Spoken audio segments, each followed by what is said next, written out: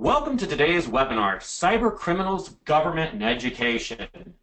I'm your moderator, James Baker, with the Public Sector Technology Exchange.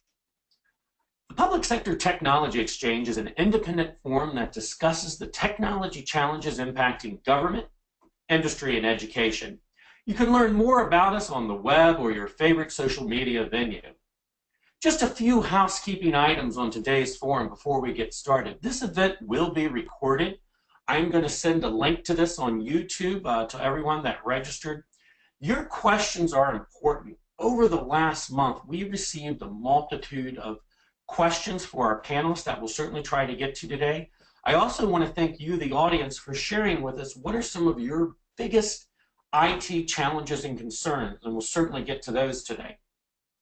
At the end of this event, I'm going to kindly ask you to spend a few minutes filling out our survey. As you can imagine, an event like today takes a great deal of planning and coordination and resources, and we'd very much like to hear from you. Today's forum would not be possible without our sponsor, Proofpoint. I encourage everyone listening in today to download a copy of their Human Factor Report. I think you'll find this report very thought-provoking and riveting. If you want to get in touch with our sponsor, there's some information on the screen where you can reach out to some of their team members. It is now my pleasure to introduce just our esteemed panel of speakers. John, I'm going to ask you to introduce yourself to our audience. And this is John McMichael chiming in from Washington, D.C. John?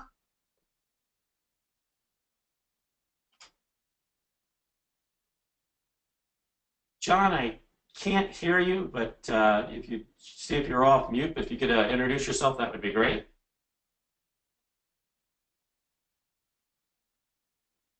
Okay, John is, we're going to go ahead and move on to our next panel. So we have John McMichael, who is the CISO for the city of Washington, D.C. You can read John's background, and we'll come back to him in a little bit. Mike Rolling, out in Missouri, could you kindly introduce yourself to the audience?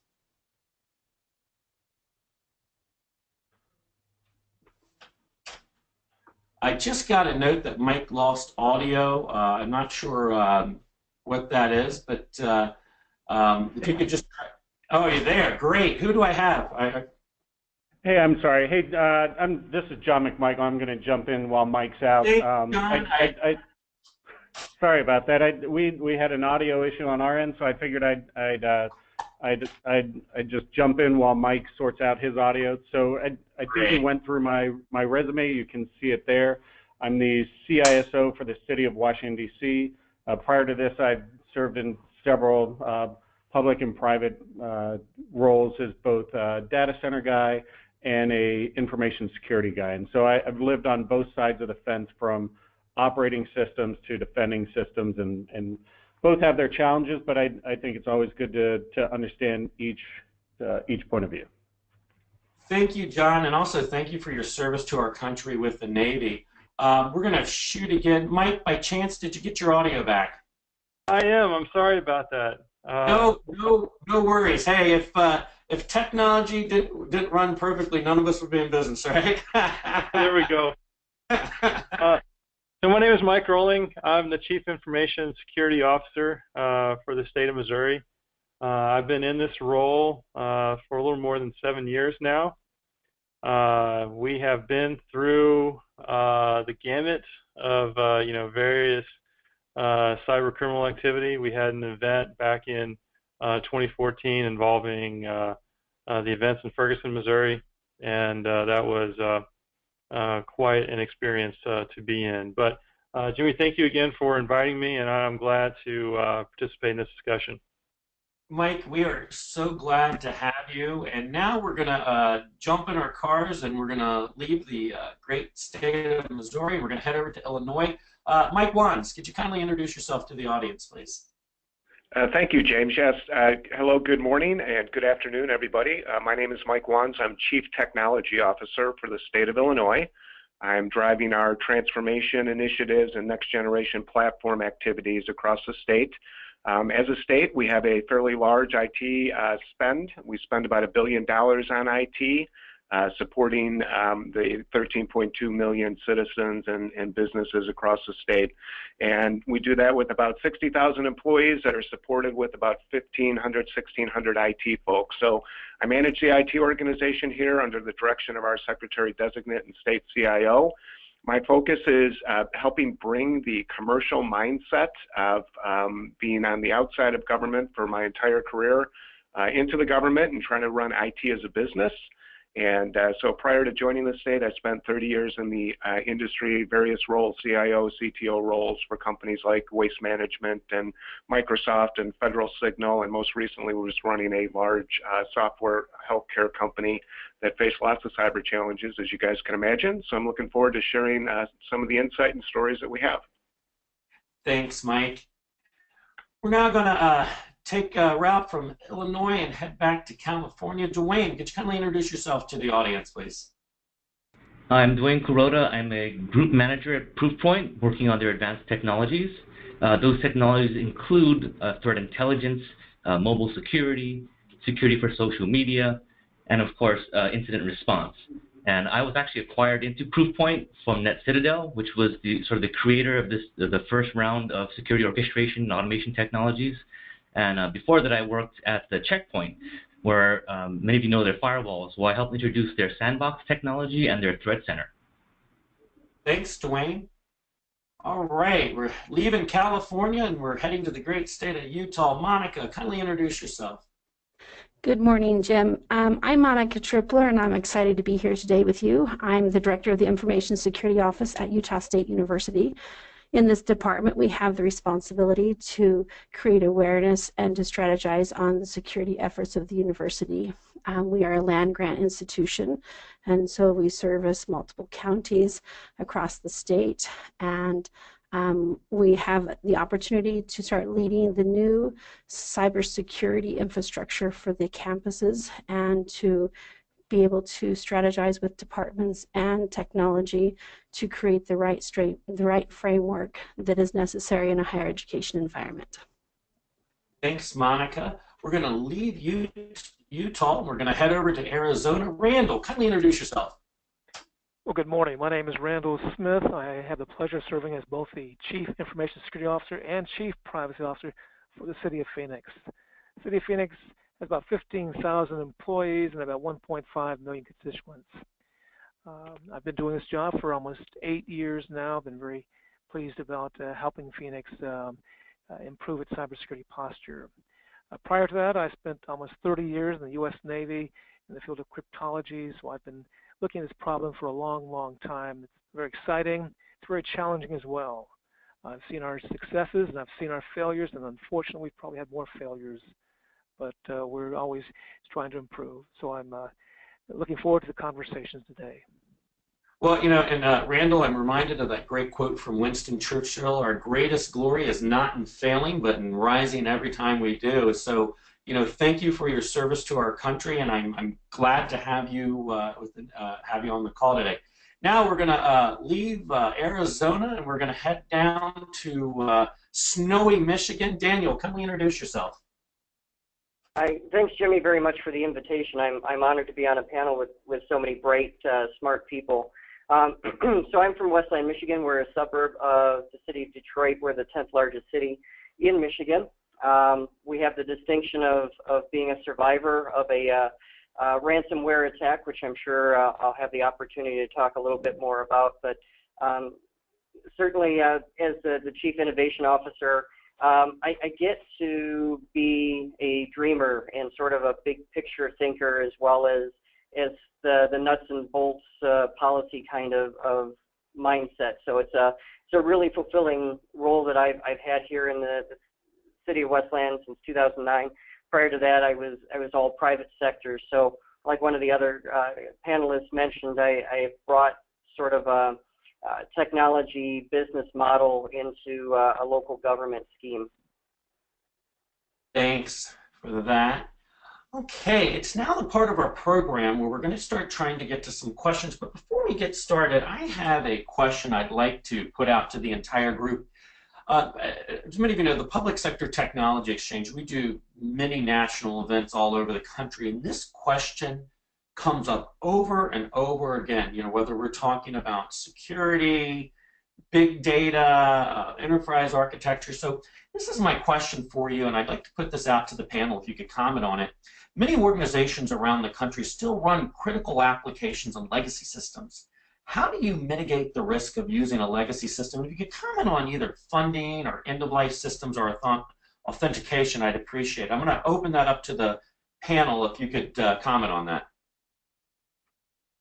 Hi, Jimmy. I'll take the first stab, and I'll be a little bit overly cautious because I think it's warranted. A lot of people, when they talk about legacy systems, there's features that legacy systems use. One of the worst ones, but it was highly functional and great at the time, was IE6. They had these things called ActiveX controls. So people built into their browser all these apps that were automated, funnel data, this way and the other. But of course, IE6 is way past end of life, right? Just like XP is past end of life. And if you consider that there are no more patches, there are no more support for these things, when something goes wrong, the attackers, they find out what legacy systems you have, and they go after the vulnerabilities that have not been patched because there are no new patches and fixes for these things. So I just like to throw out there that, even though there is a budget constraint, keep in mind that these legacy systems are a big security hole. Okay, excellent point. Would anyone else like to comment on that before we move to the next question? Sure, Jimmy. This is Dan Bordeaux out of Westland. Here in Michigan, there are a couple of things that drive those legacy systems out of our environments. One, our municipalities are audited on a yearly basis, both from a financial perspective, but from a technology perspective as well. And so these legacy systems make it onto our public audit. And so that oftentimes is a very powerful and effective driver for our elected officials to invest money in getting rid of these legacy systems or addressing them because it becomes such a public concern on an audit. Second, we have a vehicle here in Michigan where our municipal insurance carriers help offset our insurance risks by grants. And so we haven't taken advantage of them. We don't have too many legacy systems on the books presently. But other colleagues here in Michigan have leveraged these grant dollars to help offset the investment needed to move on to more modern, secure platforms. So those have been effective tools here for us in Michigan. This is Mike Rolling, State of Missouri. One of the things that we've seen around legacy systems, and speaking to the point on grants, grants can be extremely beneficial to modernize, but at the same time, they're not guaranteed in the future. So we've seen a lot of situations where, grant dollars, while they may have funded, an amazing list bank system 15, 20 years ago, now we're trying to figure out, now what? How can we go back and tap the well again to get funding to modernize that said system? So I think it can be a little bit of a double-edged sword getting that, that one-time injection.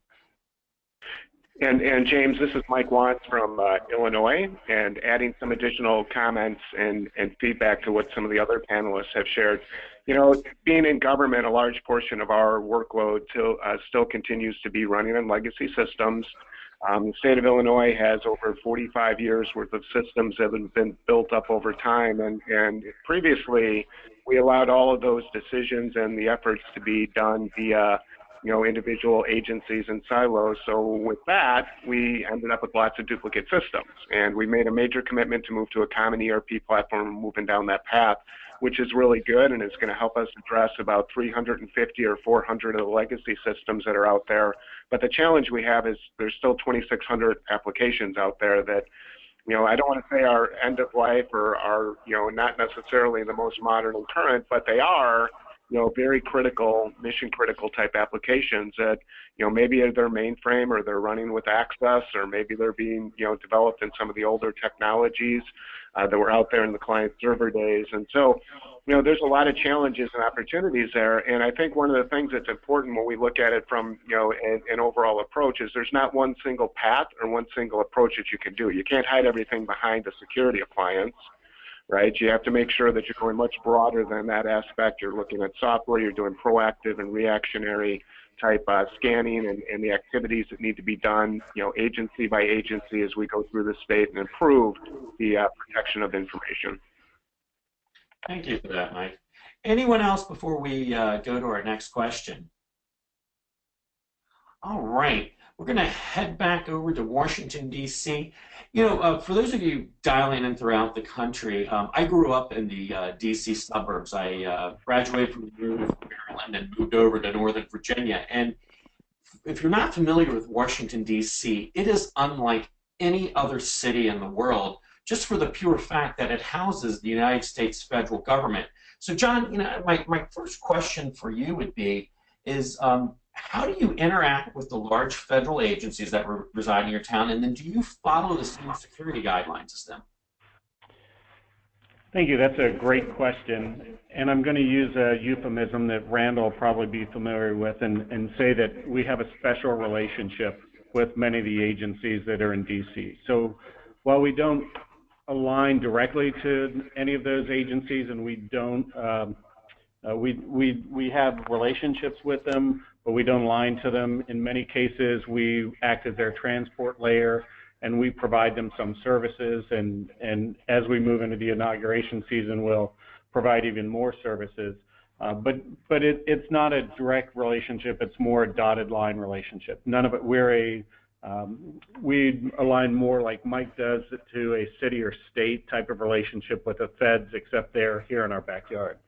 As a CISO, sometimes it can be a little daunting because the Northern Virginia area does have such a large number of both cybersecurity firms and CISOs in those firms. And so it can be daunting because I know there are a lot of people looking over my shoulder, but it's also very helpful because it's easy to network in this area with other CISOs and have those discussions.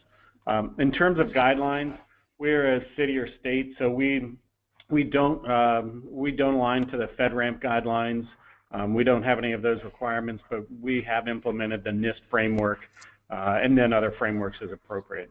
HIPAA in cases, PII in cases, and then obviously the CDE controls for our PCI environments. No, and we see that with a lot of the states that do follow the NIST standards. There's a couple. I want to ask you one other thing. I want to come back to the inauguration question and at the end of the event, but I want to talk to you about, you right now have the privilege, you're taking a course at Carnegie Mellon, and with the many people that I talk to in government, it's kind of the notion that you assume you've been breached. It's not a question of if, but when. What are the latest findings that you're learning about in your course, in terms of time to breach to time to detection? Oh, thanks for asking. I don't want to be a commercial for the Carnegie Mellon, although it's a great program. It is a year-long program designed for CISOs. It's both in-person and then distance learning over the course of a year. And for me, it's been great because I've gotten to work with not only other state guys like me, but federal guys, commercial guys, and you name it. So you get a great cross-section. And we just had a class the other night when we talked about breach detection and response, and the numbers that we used were from the February 2016 Mandiant report.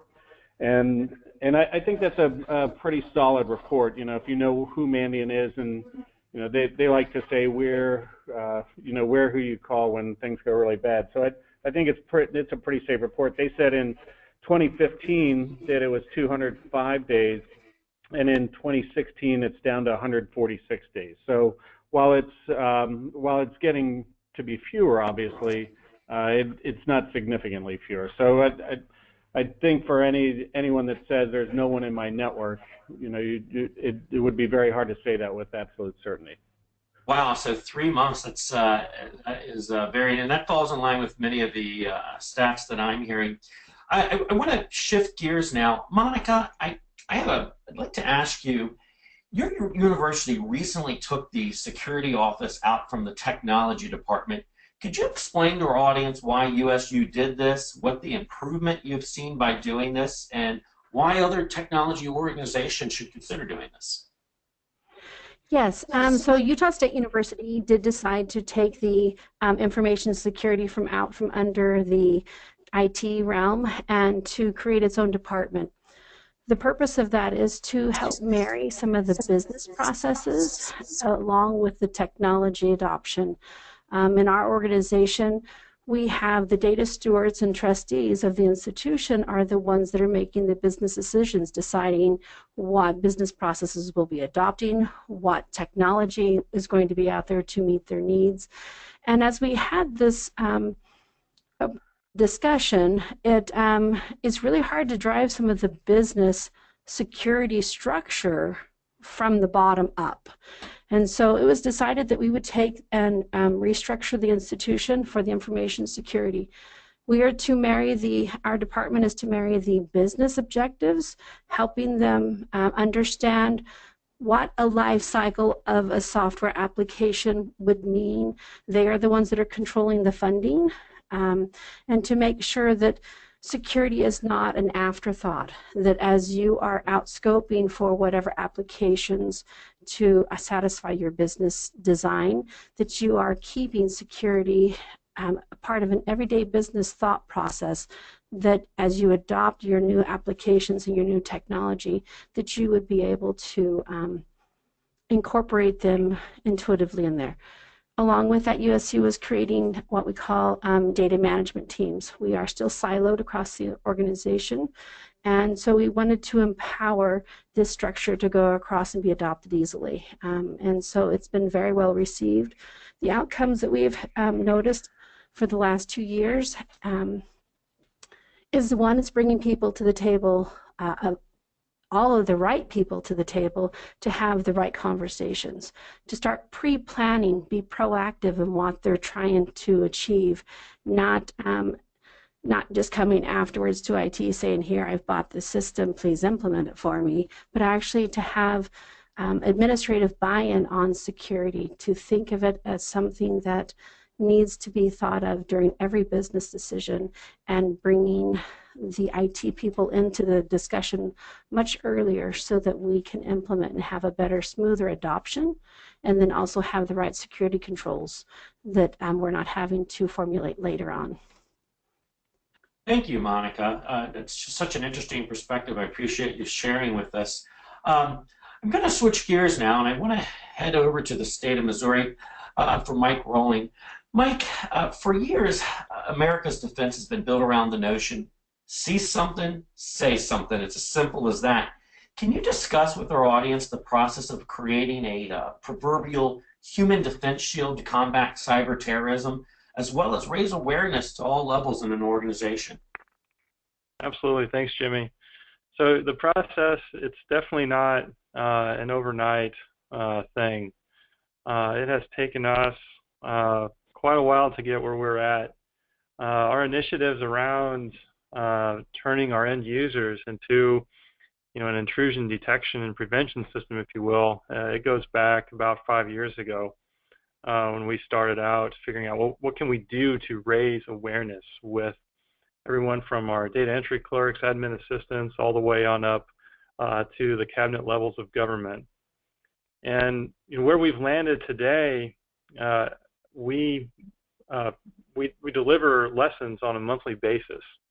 They're about 10 to 15 minutes a piece, and they're interactive. So they're not just videos. It requires them to do things within the lessons, like take quizzes, play educational games, interact with it, so that we know for sure that they are truly, hopefully, learning. Whereas previous years, we did video-based training, which is not bad. I'm not going to knock it. But it does require some discipline on that user to sit there and watch a video for 10 minutes and not go up and get a cup of coffee and come back and take a short quiz at the very end and call it a day.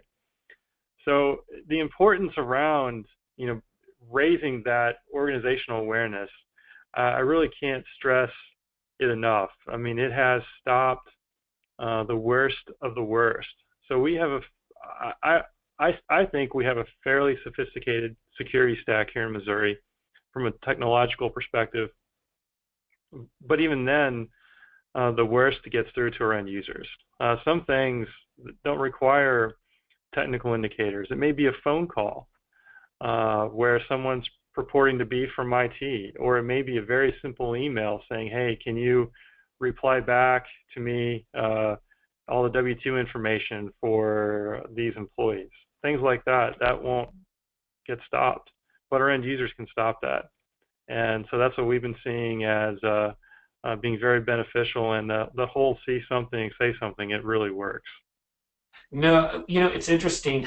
Many discussions I've had with government, it's frightening the amount of intrusions that come through an imposter email, or people that will sit on someone in a government or higher education organization and get access to their emails and slowly begin that. So, this notion of the proverbial human defense shield is an extremely important one to any organization, that's for sure.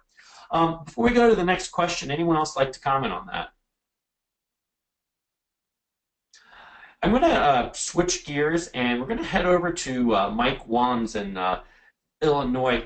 Mike, one of the questions that I have for you is, how many folks have hackers on staff? Is that the best practice?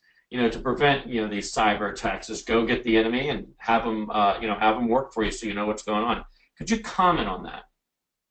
Yeah. So thank you, James, and great question. I think when you take a look at the threat modeling that we need to do in protecting vital assets and information, there's multiple approaches that can be taken, and whether that is using outside services or actually employing your own.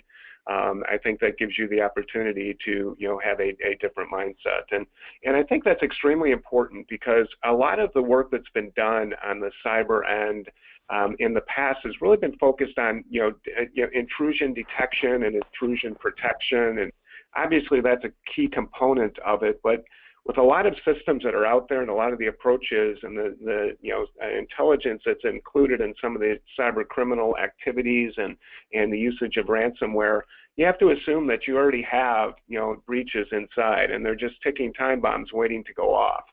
So what is the best approach that you can do to make sure that you're not allowing those things to happen? And when they do, which they're going to, when they do, how do you recover quickly and make sure that you minimize the risk and you fence things off and you're able to segment what's going on and you get to the source and you're able to go through the review of what happened. So I think, answering, kind of a long-winded way, I think the combination of having the external parties helping you and as it pertains to intrusion, and then having an internal black ops type environment where you've got folks who are really focused only on this and are segmented off and have some freedom to be able to really work hard to penetrate your own organization. Thanks for that, Mike. I do want to come back to you with a few questions later in the program, but I want to shift gears now and head over to Arizona. And Randall, I want to talk to you in a little bit more detail about collaboration. This is something that sorry about that. This is something, I'm just going to jump the slide ahead, that your state does really quite well. Could you comment a moment on what the Arizona Cyber Threat Response Alliance is? Well, absolutely. A pleasure to talk about ACTRA, or the Arizona Cyber Threat Response Alliance. The genesis for the Arizona Cyber Threat Response Alliance occurred about a little more than 2 years ago. It was recognition that we, the good guys, aren't really talking enough among ourselves when we know that bad guys and cyber criminals are talking all the time on the dark web. And that's a problem. The biggest issue is that we know that we cannot defend ourselves by ourselves. The bad guys are getting better, they're getting more sophisticated, and we had to come up with an ability to actually start talking more and sharing more information in near real time.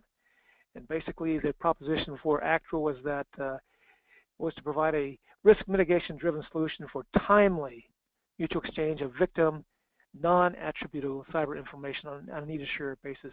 And the key word there is non-attributable cyber information. The problem in the past is that many good organizations did not want to share cyber threat information or attack information because they were concerned that if that information got out, they would be in the news. Nobody wants that. What ACTRA has done basically by breaking the mold and setting up a new system whereby it's a group of trusted partners who've all been vetted by each other using with their attorneys with NDA agreements that we can share information in real time on what is attacking our networks. And in the past 2 years, this has evolved from a very small group of people to a very large number of organizations within the state of Arizona. It's a very exciting time to be part of them because we now actually are communicating weekly at the minimum, sometimes daily, on cyber attack information on various IPs. If someone's getting hit on their IPs, they may communicate to one of the other partners, and they'll look at their logs to see if they also have that problem with their IP range so they can blacklist it. So it's exciting. And then you all took it a step further. You also have a cyber warfare range as well. That is a volunteer organization. Absolutely. So the cyber warfare range works hand in hand now with ACTRA, basically. And what the exciting thing about them was that they were a startup 2 years ago through a group of volunteer white hat hackers. And it's fascinating. Their story is that they were able to make a proof of concept to a very large unused skiff left by the Air Force that they could actually put together a cyber warfare range at no cost to the government or anybody else using volunteers and basically using resources volunteered and provided by other companies. In the past 2 years, this has grown to a massive cyber warfare range. The Intel Corporation donated over $1 million worth of equipment. They have some of the best white hat security engineers in the world in this cyber warfare range, and anybody can actually become a member of the cyber warfare range. You can access through your web browser at azcwr.org. If you want to learn about hacking from a white hat security engineer standpoint, if you want penetration testing, it's a fascinating place to visit. We highly encourage it. You know, Randall, I want to keep you on just a moment longer, and also for all the other panelists, I want to talk about an event that just happened after Thanksgiving. And to everyone that is from German heritage like myself, I'm probably going to botch the enunciation of it. My German's not that great, but you know, after Thanksgiving, we saw Deutsche Telekom suffer a devastating botnet attack like we have never seen. There were some digital cameras involved. Could you, you know, Randall, I'd ask you to kind of talk a little bit about that, and if the other panelists want to chime in. I mean, is this the future of what cyber attacks are going to look like? Could you comment on that?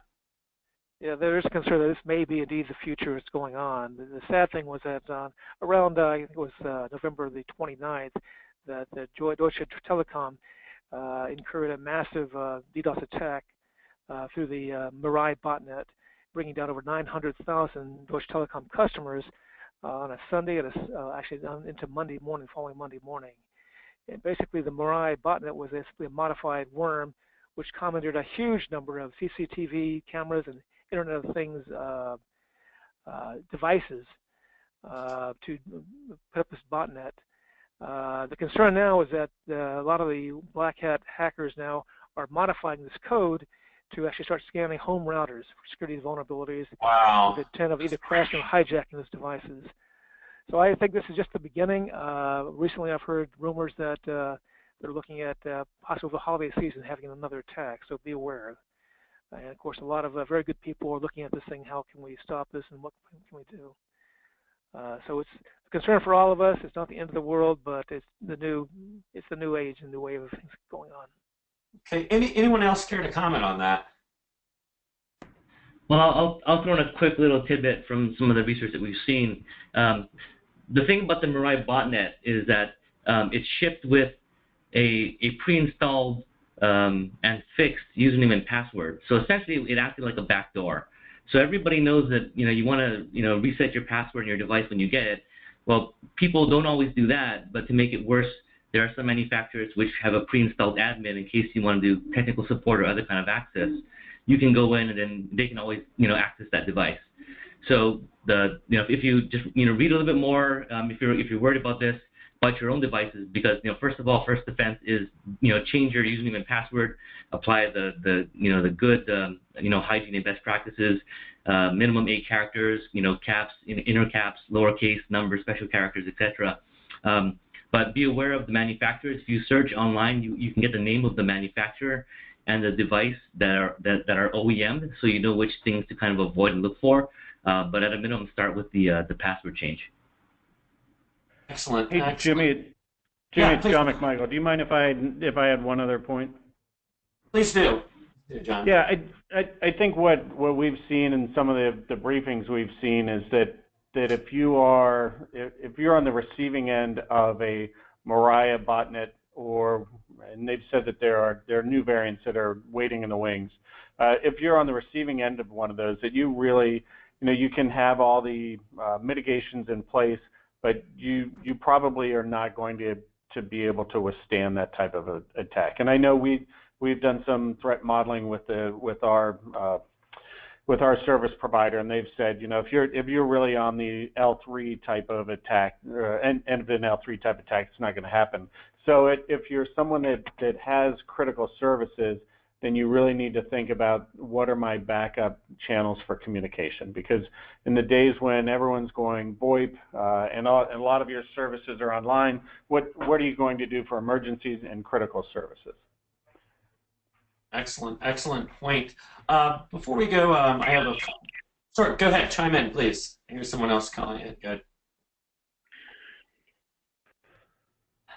I'm going to switch gears then. Thank you for that feedback, John. I have a couple. I want to head over to Dwayne. We've talked a lot about the human factor.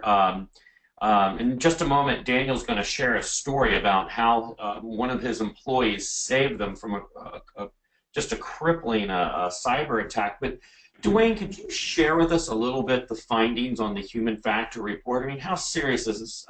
What is, Mike's talked about the proverbial human defense shield. Could you share a little bit about the insights from Proofpoint's research on this topic?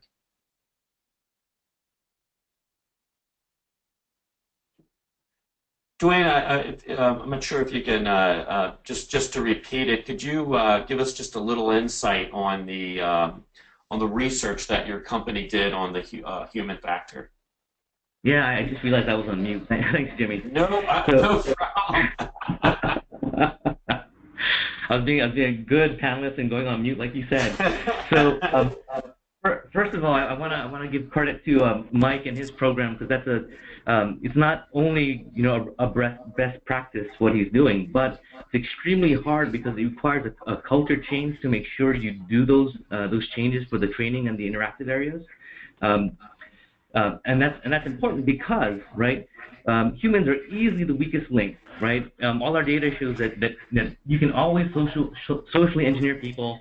They may get smarter, more educated, but you can always find an angle that'll hit some hot button, right? And it's not, attackers, they find any way to get to you. It could be email, which is the most common, right? It could be mobile, where we have some of the Pokemon things we'll talk about in the future probably, and then even social media, right? So we've seen a whole bunch of what's called social media imposter activities happening as well.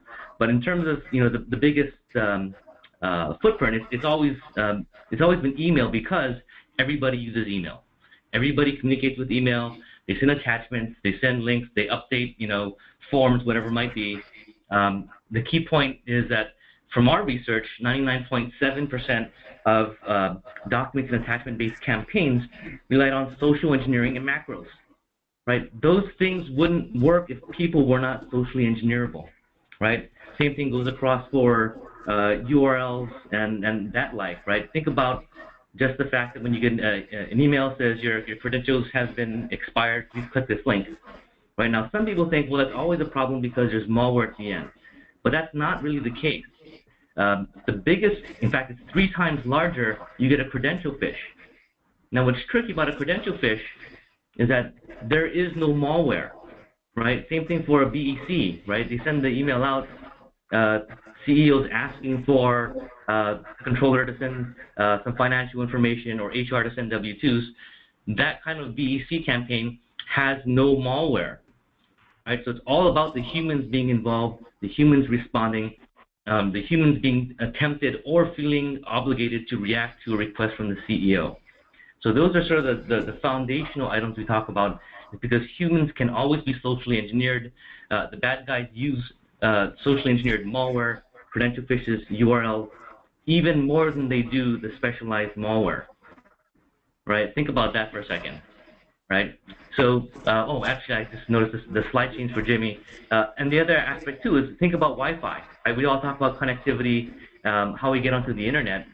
It's fascinating to think about how people almost assume Wi-Fi is a human right. I've got to have it, right? So they go to a coffee shop, you travel, people connect to Wi-Fi hotspots, right? And I do that. I've done it in the past. Now that I know better, right?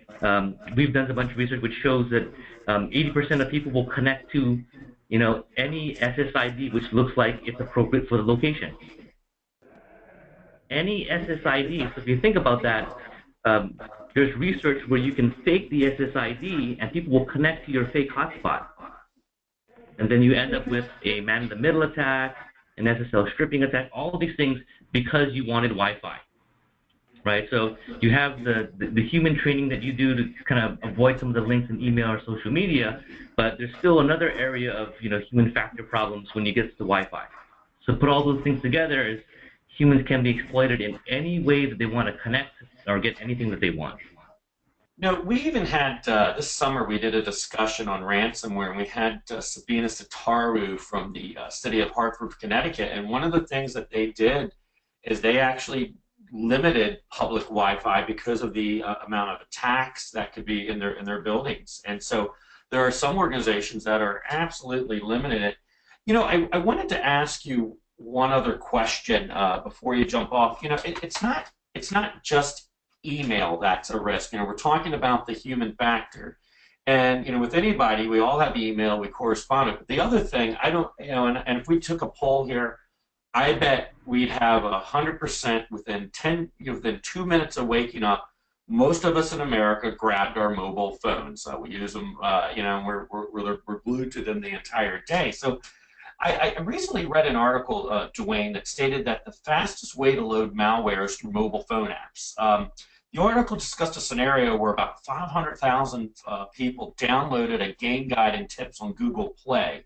So think about that. 500,000 people's mobile devices were infected.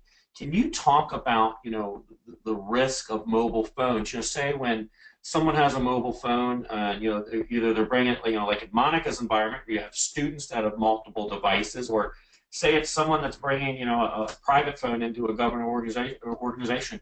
What is the risk with mobile phones? Well, I know another article. The 500,000 downloads and infections were in 1 week, and what made this exceptionally interesting was that these were all tied to Pokemon Go. So it wasn't the Pokemon Go app. Of course, there are, I think, 12 million downloads of that malware. But in this case, people were searching Google Play Store for Pokemon Go, quick tips, tricks, up-level guide, those kind of things, right? And they found this app, and they downloaded it, installed it, and literally it was 90% malware, 5% text files that they could read. And this malware had some legitimate tips that the owners had in there, right? The malware creators, but it was exhibiting anti-virtual machine or anti-sandbox technology. So you would load this guide, you look at it, and then maybe you wouldn't be happy, maybe you wouldn't, but typically people will download as many game help guides as possible. So it actually waited for 2 more installs. And if you didn't do 2 more installs, it wouldn't kick into action. But if you did install 2 other applications, this malware would then kick into action, download a dropper, start logging keys, and doing all of these nasty things, right? But wow. But why is that bad? It starts from people wanted to do better in Pokemon Go, and they just downloaded and they searched and downloaded this app by themselves. And if you happen to be living under a rock this summer and you missed the Pokemon Go craze, essentially, You go. I found out that the park in my neighborhood was a hot spot for Pokemon at a certain time, and people would be coming up with tablets and phones. And I mean, you think about something. Everyone, for a while, everyone's playing it here through their mobile phones, trying to get game tips. They were infected. It's amazing. It really is. As we're talking about the topic of, the human factor and different defense shields, I want to jump over to Daniel out in Michigan. And Daniel, you are going to be featured in an article in State Technology magazine. And the interview is going to delve into a recent ransomware attack that came in through email.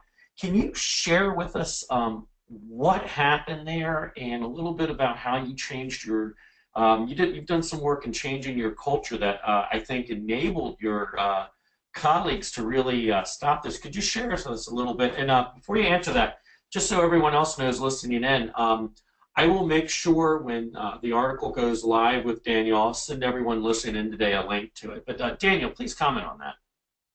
Thanks, Jimmy. So as the other panelist, Dwayne, pointed out, the human factor is one of the biggest risks that we have from security, but it can also be one of the greatest assets if you've got the right education and culture in place. And honestly, it was the human factor that was the tipping point in our ability to successfully defend ourselves from a ransomware attack. So to get to the ransomware attack itself, it originated via email. It was essentially a social engineered email that looked legitimate. It looked like a human HR kind of email.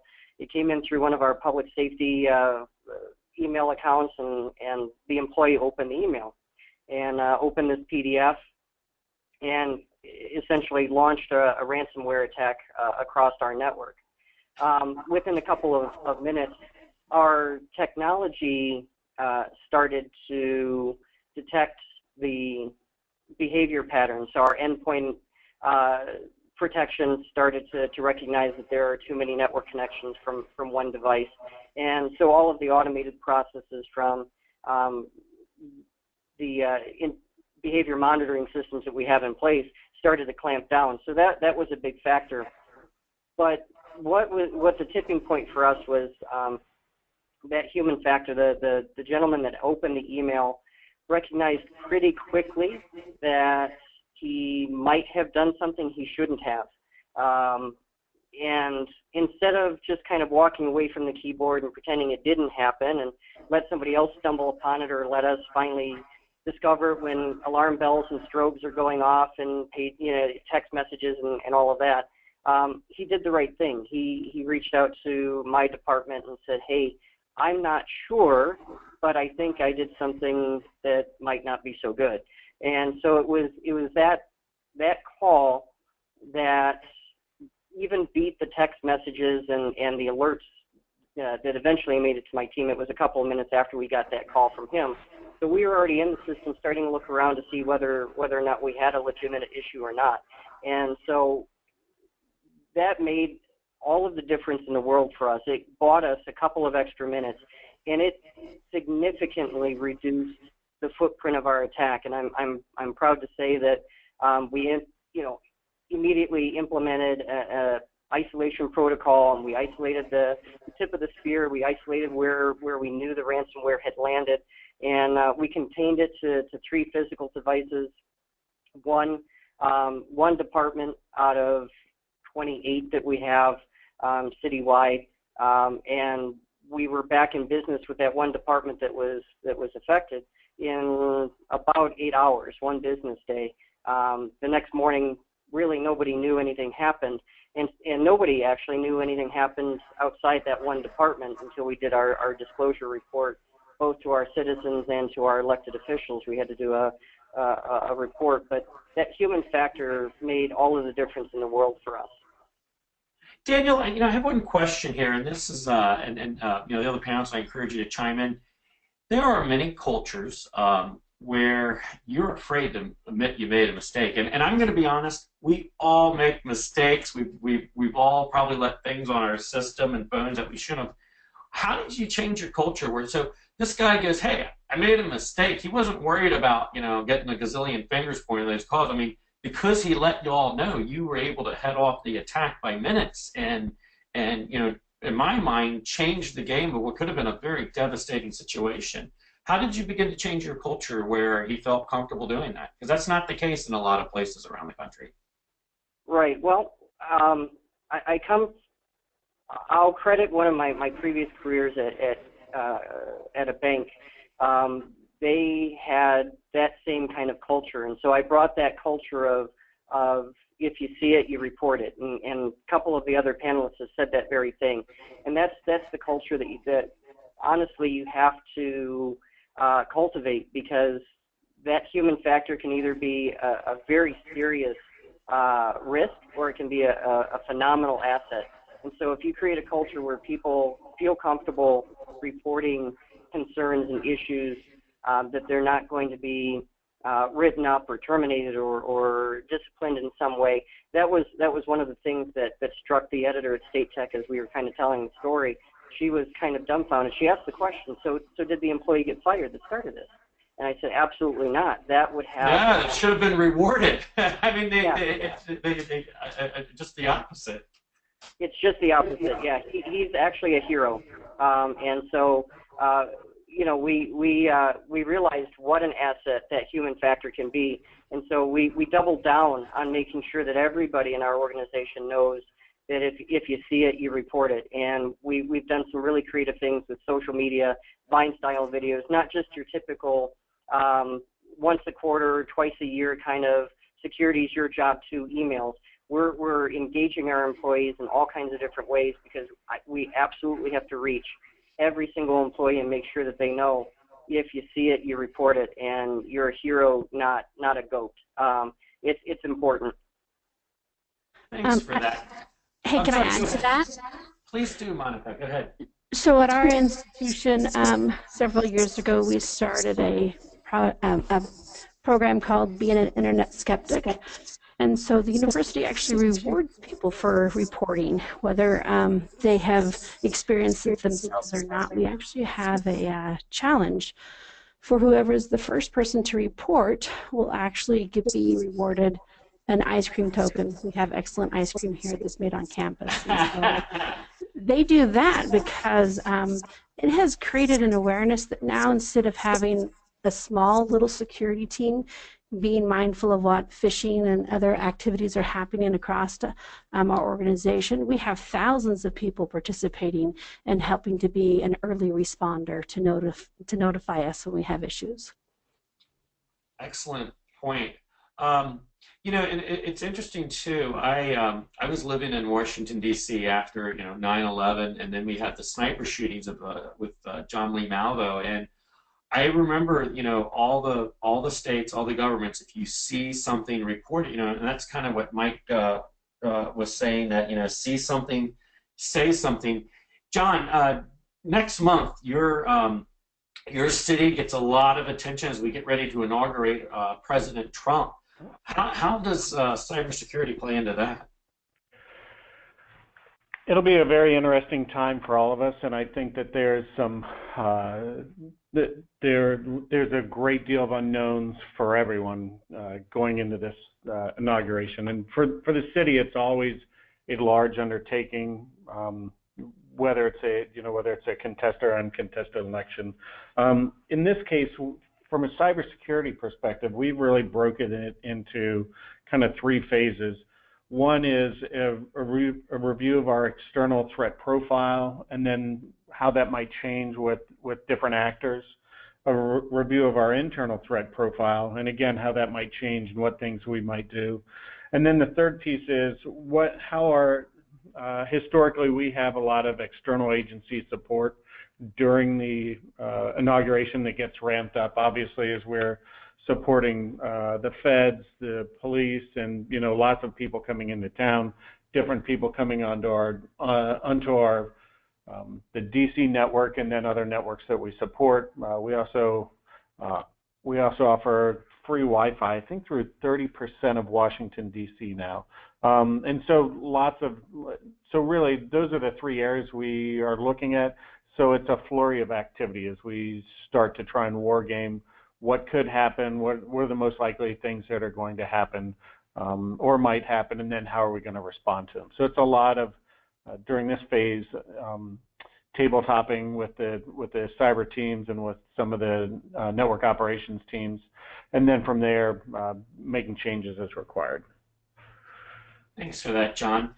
You know, we have time for just a couple more questions. We have, our national audience has stayed with us the entire cast, and I feel like we could just go on for another hour. There's so many questions, but I have one question, and it's for Mike Wands, and I encourage the panel to comment on this too, that's come in through registration. It's on the topic of being audited. And, you know, Mike, how can an internal audit group best partner with IT for cybersecurity initiatives? And where is the line between scope, architecture, or advisory? Can you comment on that? Yeah, so thanks, James. I think that's a fantastic question. I think, you know, the key, you know, kind of theme in that is that, you know, cybersecurity is not just the job of the CISO and the security team, it's a job of the entire organization. And having the ability to have the right checks and controls in place by having standard published policies that are auditable are very important. And I think that's where you get both internal and external audit working directly with the security and the infrastructure folks and the applications folks with providing the guidelines. And, you know, there's a lot of good, you know, guidelines and policies out there that we, you know, implement based off of what we've done with NIST, and those are all very helpful. But internal audit needs to be viewed as a partner and can switch their role a little bit from doing annual or periodic audits to being ongoing.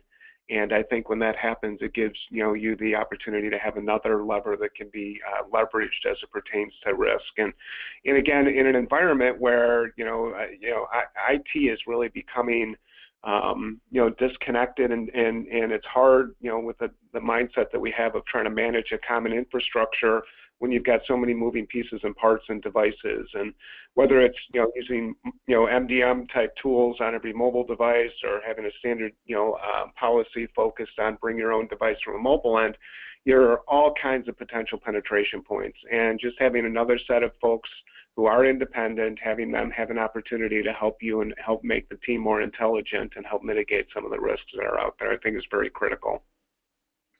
Thanks, Mike. Anyone else care to comment on that? Well, thank you for that feedback.